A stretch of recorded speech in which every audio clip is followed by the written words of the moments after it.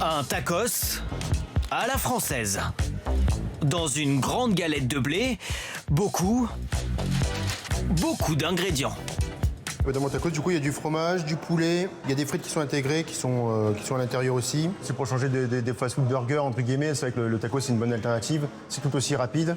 Viande, sauce et frites, des sandwichs 100% personnalisés. Certains osent des mélanges inattendus. Alors, un choix des viandes, je prends toujours kebab et cordon bleu. Matteo Luis en mange tous les mois. Il a payé 12,40 € le menu. Franchement, je mange pour mon prix, ouais, là, sans souci. Bon. Dans ce restaurant toulousain, jusqu'à 550 tacos français sont vendus chaque jour.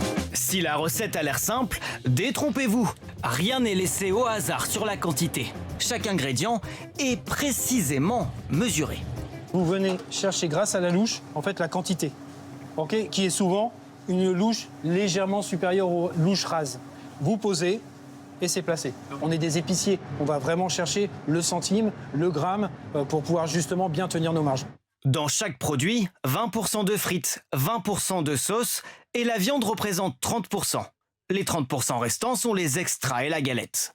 Le tacos a ses adeptes et parfois ça dérape, comme en octobre dernier.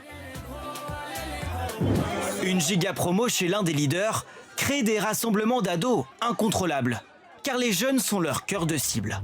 La preuve, nous avons pris pour exemple Lyon, ville où serait né le tacos français.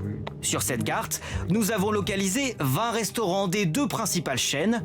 En moyenne, selon nos calculs, ils sont situés à 613 mètres d'un collège ou d'un lycée, soit environ 8 minutes à pied. Une popularité amplifiée par les réseaux sociaux. J'avais oublié quand le tacos c'était hyper fat. Et certains repoussent les limites avec des tacos toujours plus gros. Un produit très calorique dont il ne faut pas abuser, mais est-il possible de le rendre un peu plus sain? Nous avons montré les différents ingrédients à cette nutritionniste. Pour la viande, son conseil: j'irais plutôt soit du bœuf haché, soit du poulet. Et j'éviterais en fait tout ce qui est pané, tout ce qui est frit, tout ce qui contient du fromage, beaucoup de graisse. Et surtout, si possible, optez pour des légumes. Des tomates, des champignons et des poivrons. Ça rajoute des fibres, ça rajoute des vitamines, ça rajoute certains minéraux. C'est surtout que c'est intéressant en termes de satiété. Peu importe la recette, les ventes de tacos français ont augmenté de 21% en un an, la plus forte progression de toutes les cuisines de restauration rapide.